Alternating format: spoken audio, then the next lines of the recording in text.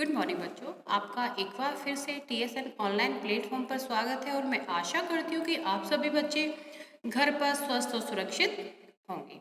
बच्चों, हर वीडियो की शुरुआत में मैं आपको एक बात बताती हूँ कि आपके स्टडी का लॉस ना हो, इसके लिए रिवीजन वीडियो और रिवीजन PDF तैयार किए जा रहे हैं। ठीक है, तो आपको जो वर्क आ रहा है उसको अपनी नोटबुक में करना है। ठीक है, कंप्लीट करके लेके आना है, क्योंकि जब स्कूल रीओपन होगा तो आपका सारा वर्क है वो चेक किया जाएगा। ठीक है, सेकेंड थिंग, जो वर्क आ रहा है उसको आपको अपनी उसको आपको लर्न भी करना है। इसका रीज़न है, यदि आप अभी भी लर्न कर लोगे और जब एग्जाम्स आएंगे तो आप दोबारा लर्न करोगे तो वो आपका रिवीजन हो जाएगा। उससे क्या होगा कि आपको लर्न करने में प्रॉब्लम नहीं होगी। ठीक है, तो जो आपकी वीडियोस और रिवीजन PDF है, उनका जो लिंक है वह आपके व्हाट्सएप ग्रुप में आता है। तो प्लीज़ उस लिंक को पर जाइए और वीडियो देखिए और अपना PDF से अपना वर्क करिए। ठीक है बच्चों, तो आज हम कक्षा 4 की हिंदी पाठ्य पुस्तक नीलमणि का पाठ है 18, नाम है इसका मदर टेरेसा। ठीक है, मदर टेरेसा के बारे में आप जानते ही होंगे, और जब मैंने ये लेसन आपको रीड करवाया था तो उस टाइम पे भी आपको ये अच्छे से समझाया था कि मदर टेरेसा एक नन थी, वो ईसाई धर्म की थी, वो यूगोस्लाविया में जन्मी थी, लेकिन वो वहाँ से हमारे इंडिया आ गई थी और उन्होंने सबसे पहले कोलकाता में अपना काम करना शुरू किया। फिर एक दिन क्या होता है, रोड पे एक महिला मिलती है जो कि बेहोश थी। वो उसको हॉस्पिटल पहुंचाती है, लेकिन वह महिला बच नहीं पाती।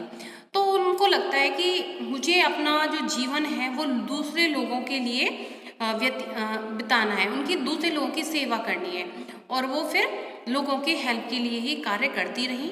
ठीक है, तो इस पाठ के अंतर्गत आप मदर टेरेसा के बारे में ही बताया गया है कि उन्होंने क्या क्या कार्य किए, उनको कौन से पुरस्कार मिले, उनकी मृत्यु कब हुई, उनका जन्म कब हुआ और कहाँ हुआ। ठीक है, आप इस चैप्टर को एक बार और रीड कर लेना, तो जितने भी हमारे जो क्वेश्चंस होते हैं वो सारे चैप्टर में से होते हैं। यदि आप चैप्टर को अच्छे से रीड कर लेंगे तो हमें शायद कोई प्रॉब्लम नहीं होगी। ठीक है, तो हम इसको शुरू करते हैं। पहला प्रश्न है, निम्न शब्दों के अर्थ लिखिए। शब्दार्थ तो बहुत होते हैं आपकी बुक में, लेकिन मैंने कुछ सेलेक्टेड ही लिए हैं, आपको इनको ही याद करना है। ओके, तो हमारा पहला शब्द है प्रभाव। प्रभाव का अर्थ होता है असर। दूसरा है पुरस्कार, इसका अर्थ होता है इनाम। तीसरा है असहाय यानी कि मजबूर, और चौथा शब्द है हमारा संकल्प। संकल्प का अर्थ होता है पक्का इरादा। ठीक है, अब आता है हमारा प्रश्न नंबर 2, उचित विकल्प का चयन करिए। एक क्वेश्चन होगा, उसके विकल्प होंगे, विकल्प का मतलब होता है उसके ऑप्शंस होंगे, तो हमें क्वेश्चन को पढ़ना है और समझना है, और जो ऑप्शंस दे रखे हैं उस पे जो राइट आंसर होगा उसको हमें राइट टिक कर देना है। ठीक है, तो जो हमारा पहला पॉइंट है वह है निर्मल फ्राइडे होम है। पहला ऑप्शन है कृषि भवन, दूसरा ऑप्शन है बाल भवन। तो निर्मल फ्राइडे होम क्या है, यदि आपने चैप्टर पढ़ा होगा तो तुरंत पढ़ते ही आपको समझ में आ गया होगा कि इसका आंसर क्या होगा। तो जो निर्मल फ्राइडे होम है वह एक बाल भवन है। ठीक है, अब आगे चलते हैं।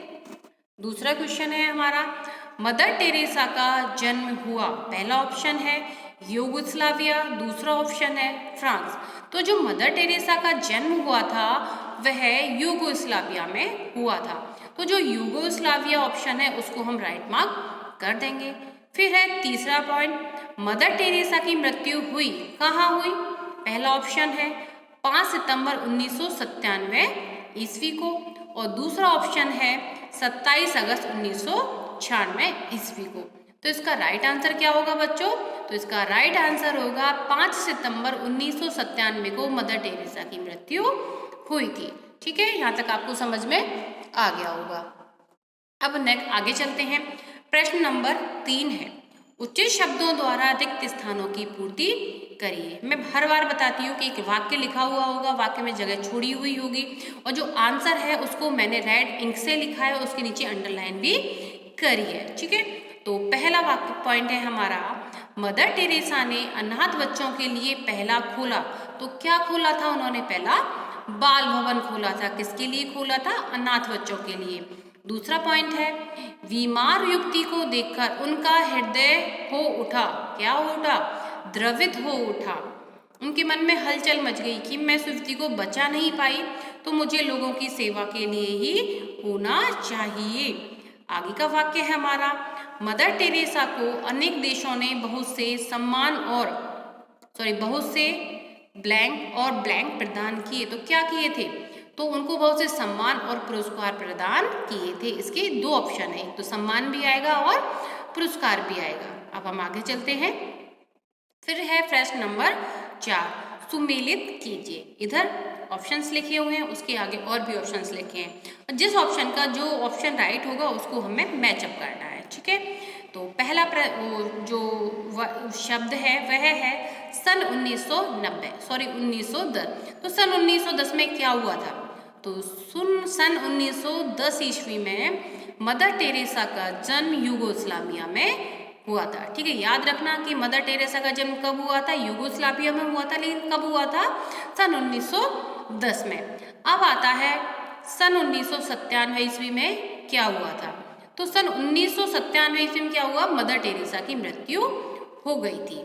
फिर आता है सन 1962। सन 1962 में क्या हुआ? मदर टेरेसा को पद्मश्री की उपाधि से अलंकृत किया गया था। ठीक है, और सन 1972 ईस्वी में क्या हुआ?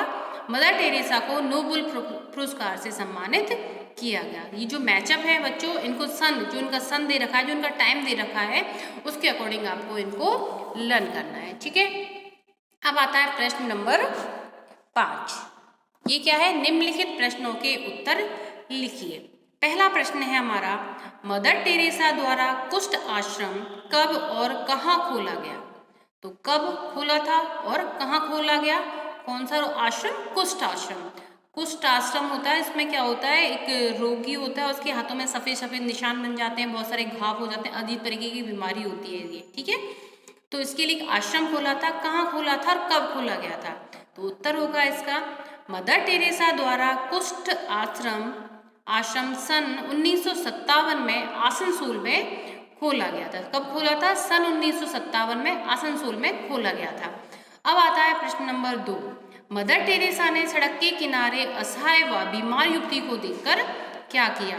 तो उत्तर होगा इसका, मदर टेरेसा उस युवती को तुरंत अस्पताल लेकर गई। जो उस महिला को उन्होंने देखा कि वो अकेली है, उसके साथ कोई नहीं है, तो वो उसको तुरंत अस्पताल लेकर गई थी। अब आता है प्रश्न नंबर 3, मदर टेरेसा का जन्म कब और कहाँ हुआ? ठीक है, अभी जस्ट पहले ही बताया था कब हुआ था, 1910 में हुआ था, और कहाँ हुआ था? यूगोस्लाविया में हुआ था। तो उत्तर क्या होगा इसका, मदर टेरेसा का जन्म 27 अगस्त सन 1910 ईस्वी में यूगोस्लाविया में हुआ था। ठीक है, अब आता है प्रश्न नंबर 4, मदर टेरेसा ने कौन से स्कूल में अध्यापन कार्य किया? जब वो पश्चिमी बंगाल में रहती थी तो उनको कौन से स्कूल में उनको पढ़ाने का कार्य करती थी वो, तो कौन सा स्कूल था वह? उत्तर होगा इसका, मदर टेरेसा ने कोलकाता के सेंट मार्गरेट स्कूल में अध्यापन कार्य किया था। ठीक है बच्चों, तो आपका यह पाठ यहीं समाप्त होता है, और जो वर्क है उसको सुंदर और स्वच्छ राइटिंग में अपनी हिंदी की कॉपी में करना है, साथ ही साथ उसको लर्न भी करना है। धन्यवाद।